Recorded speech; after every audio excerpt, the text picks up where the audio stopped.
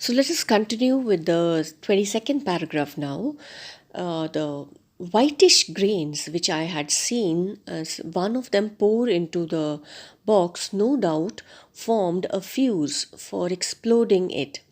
So he feels that the whitish grains which he had seen one of those men putting into that box must be a fuse for exploding it. Fuse means something some object or some material that is lit to make a bomb explode, something which acts as a to start some explosion. Had heard a sound come from the box which might have been emitted by some delicate piece of machinery. So he feels that the sound which had come from that box after they had put the grains, it could have been emitted, it could have been given out. Emitted means given out by some machinery which was inside that box, and that machinery might have been some kind of a bomb which had started. But what did they mean by tonight? So now he thinks that they were talking about tonight. So what did they mean by this? Could it be that they were putting their horrible design into action on the very first evening of our voyage? So he thinks that maybe this plan which they were uh, planning, are they going to execute it? Are they going to put into action on the very first evening of our voyage? The mere thought of it sent a cold shudder over me. And just the thought of it, that today this ship is going to explode and he'll be dying and everyone will die, it sent a cold shudder over me. He got scared. It made him feel extremely worried and afraid. During dinner, a whirl of conflicting ideas was battling in my mind.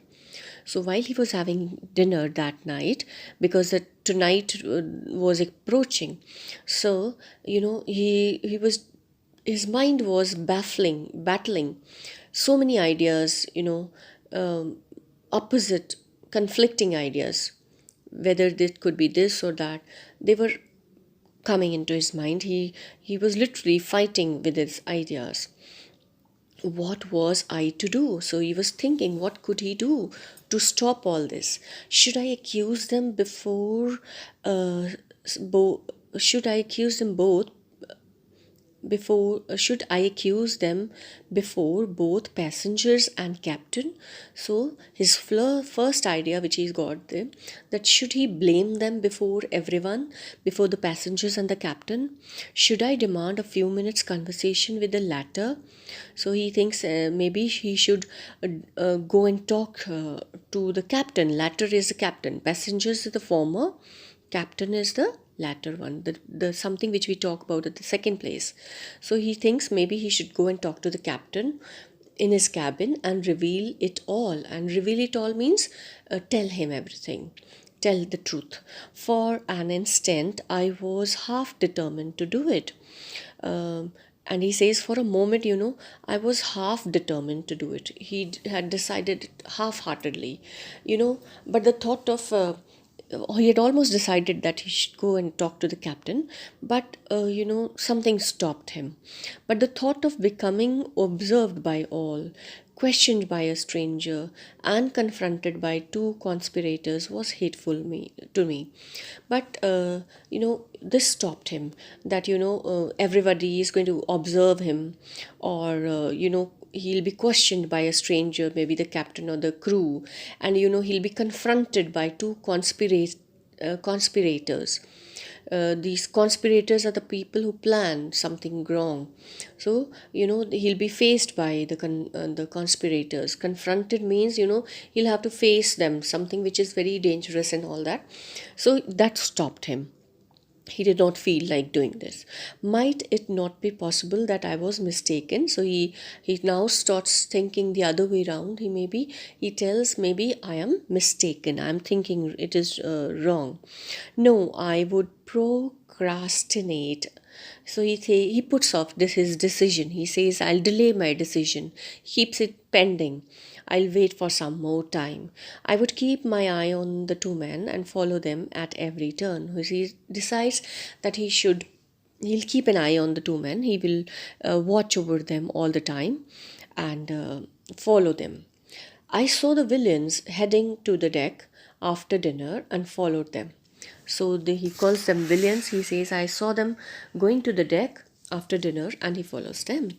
I quickly hid myself in one of the lifeboats that was hung over the deck. So he followed them onto the deck and he saw a lifeboat that was hanging there and he hid inside uh, that lifeboat. In it, I could reconsider my course of action. So while hiding in that, he could reconsider, he could think of, he could give it a second thought to his course of action. Course of action is plan what he has to do. And by raising my head, I could get a view of the two men. And when he will raise his head, he could see those two men. He could get the view of the two men, what they were doing. It was so dark that I could hardly make out their figures. So it was very dark out there. He could hardly make out their figures. He could hardly see them clearly. A few of the passengers were scattered about the deck. So some passengers were also there, here and there. Scattered means here and there in the deck, on the deck. But many had gone below, but most of the passengers, they were down below.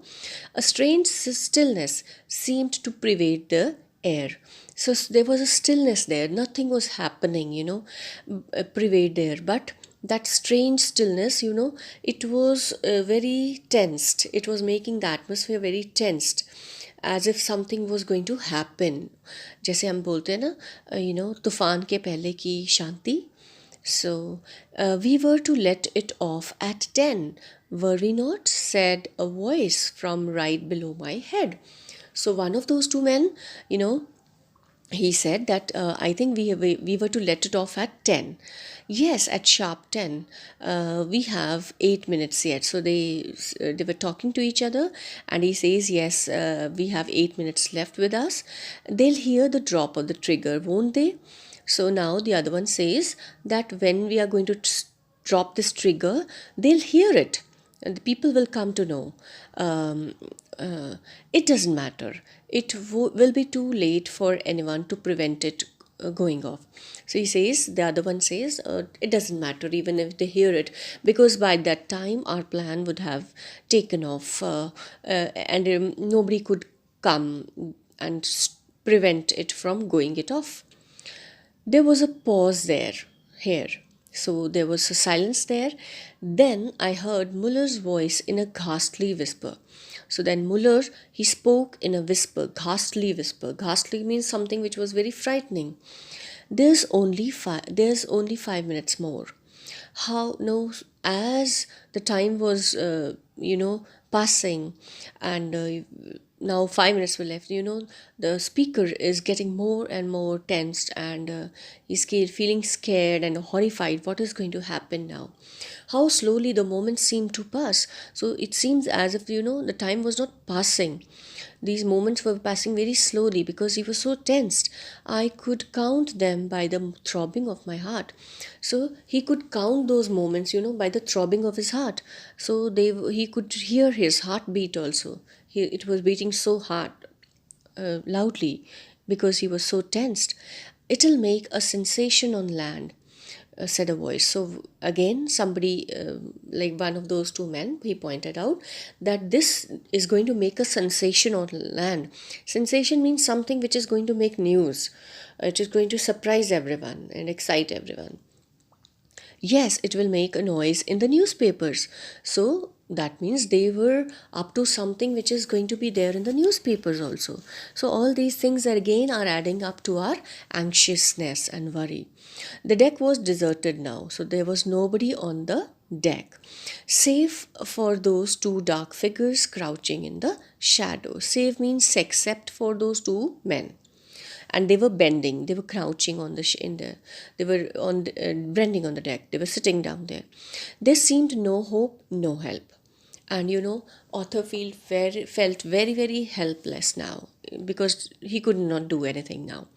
Death stared me in the face. Now he felt as if death was standing in front of him, whether I did or did not give the alarm. So now, whether he should alarm anyone, or he did not. It did not matter, because now uh, death was standing in front of him. 3 minutes more, Flanagan said. Put it down upon the deck.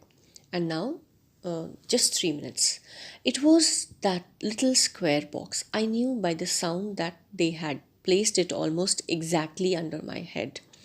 So when they placed that box, he could hear that sound of the box being placed there, and he could make out from there that it was that box only. A minute and a half more, Flanagan said. Shall you or I pull the string? And then Flanagan asked Muller that, will you pull the string or I? I will pull it, said Muller. I could stand it no longer. So just 1 minute now, and the author could not stand it. He could not stop himself. My nervous system seemed to give way in a moment. And his nervous system, it's give way. He could not stop himself, and he could not handle that pressure which was on him right now, and he screamed out, "Stop!" And he sprang to his feet. He jumped onto his feet and again said, "Stop!" They both staggered backward, and they both were shocked, and I almost fell with the shock. I imagined they thought I was a spirit with the moonlight streaming down upon my pale face. And the way they were scared, the author felt that they felt that these two men, they felt that he was a spirit, he was some kind of a ghost who had appeared all of a sudden, and the moonlight was streaming on his face. Moonlight was on his pale face. His face was pale with fear. I was brave enough now. By this time, the author had gathered all the courage. I had gone too far to stop. Now he could not stop. "Would you have the blood of 200 people upon your souls?" he cried. And he said that, would you have the blood of 200 peoples on the ship on your souls? That means, are you going to kill them, and you will be blamed, or your soul will be blamed for killing 200 people? He's mad, said Flanagan. Time's up, let it off, Muller. So Flanagan said, Muller, he's mad, so time is off, so you pull off. That start your plan. I sprang down upon the desk, and he jumped from the lifeboat onto the deck. "You shan't do it." And he wanted to stop them. "It's no business of yours. Clear out of this." So again, one of them says that it's none of your business, so you stay away from it. "Never," I said. "Confound the fellow." So again, the Muller, Flanagan Muller told him, "You confound the fellow." Confound means they were irritating him, and it's an old fashioned expression for annoyance. "And I'll hold him, Muller, while you pull the trigger." So Flanagan tells that, I'll hold this man, and you start. Next moment, I was struggling in the Herculean grasp of the man, and the author was, struggling with the Herculean grasp. Herculean is a term. It's he was one of the greatest and powerful men. So whenever a task is tough, we call it Herculean task. So the author was dealing with that man. It was very tough for him, because that man was very strong. He pinned me up against the side of the vessel, and that man, Flanagan, he pinned the author. He pinned means he held him tight over there, as if he had hid him there with a nail. So he pinned me up against the side of the vessel and held me there. I saw the other man approach the fatal box, and he saw Muller going towards that fatal box. He stooped over it. So he bent over it and seized the string, and he pulled the string. Then came a sharp snap. So there was a sharp snap. All of a sudden, something happened. A strange rasping noise. Something, that box opened.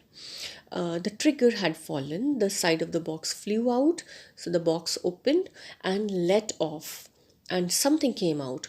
And let us see what came out. Two grey carrier pigeons. So two pigeons, carrier pigeons, they flew out of the box. So here the story ends, and at last we come to know that they were not up to some explosion actually. Uh, Maybe they had put two pigeons inside the box, and let me tell you now, actually they were holding a match. Actually, they had placed two pigeons, one belonged to Muller and one belonged to Flanagan, and they, from this ship, far away from land, they had started a match. The two pigeons, they were flying, they'll fly, and the pigeon which is going to reach the land first is going to be the winner. So it was a sort of a match. Let us see. Next day, there was news in the newspaper about this match, which was started by these two men from the sea, and whose pigeon came to the land first, whose pigeon was a winner. So we'll read out and find out. So I hope you like the story. Let us read the extract from the newspaper. This is the New York Herald shortly from after our departure from America. So, extraordinary pigeon flying. So this was the heading maybe. A novel match. Novel means something which hasn't happened before, something new. A novel match has been pulled off last week between the birds of John H. Flanagan of Boston and Jeremiah Muller, a well known citizen of Lowell. The start was from the deck of the ship Spartan. At 10 o'clock on the evening of the day of the starting, the vessel being about 100 miles from the land. So, with the vessel, the ship had reached 100 miles from the land. The bird which reached home first was to be declared the winner. Considerable caution had to be observed, as some captains have a prejudice against the organization of sporting events aboard their ships. So some of the captains, they don't like being sporting events uh, aboard their ships, so they had to take very much caution and keep it very secret. That is why they were behaving very secretly, and they had kept the pigeons inside the box. The pigeons were confined in a specially invented trap which could only be opened by a string. It was possible to feed them through an opening in the top. In spite of a little difficulty at the last moment, so this is the last moment difficulty which the speaker interrupted them, they had a fight and all that. The trap was sprung open almost exactly at 10 o'clock. Muller's bird reached land in an extreme state of exhaustion. Exhaustion means tiredness. On the following morning, next morning, the Muller's pigeon reached the land first, while Flanagan's has not been heard of. Maybe Flanagan's pigeon could not reach land and died. A few such matches would go far towards popularizing pigeon flying in America. And then there's a comment there by the newspaper. A few such matches will popularize the sport of pigeon flying in America. So this is how the story ends. I hope you like the story. Do give it a reading. You'll definitely like it. Thank you and have a nice day.